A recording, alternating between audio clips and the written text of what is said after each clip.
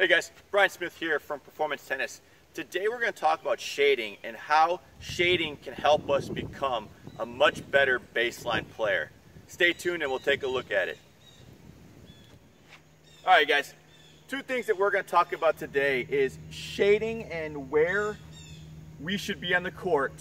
And number two is why we want to go cross court more often than not when we're playing ground stroke games or ground stroke points of the player.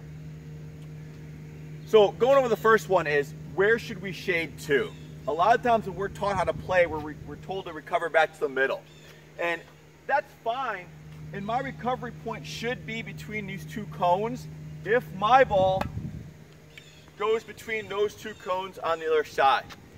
If I'm between those two, my recovery point should be between these two. And I can favor whatever side I really prefer to hit.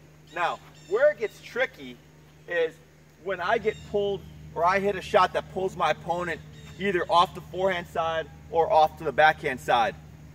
If I hit a ball and I pull that player way off the court and I recover back to the middle, I'm opening up the cross-court ball for a pretty easy shot.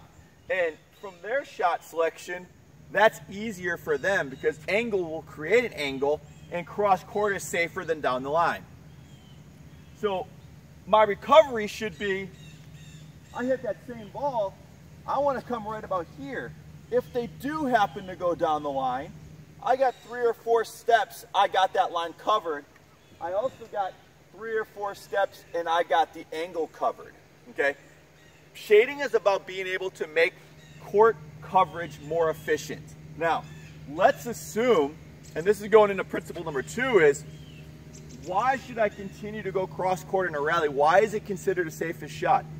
Yes, the net's higher or the net's lower, the court's longer, but really as far as the movement goes, if I go down the line, I have to move all the way to the other side of the court to be in proper position for the next shot.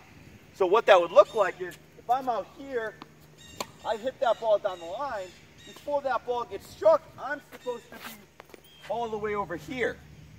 And a lot of times players aren't efficient enough in their movement to get back all the way, and then they get burned with an easy cross-court shot. So shading is a major component when you start getting into especially competitive singles play at all levels. If you can become a more efficient shader, you're going to become a much more efficient baseliner, and you're going to win many more points. Take this tip, guys, go give it a try. Don't forget to like our page, subscribe to our YouTube channel, and share it with your friends. Thanks a lot.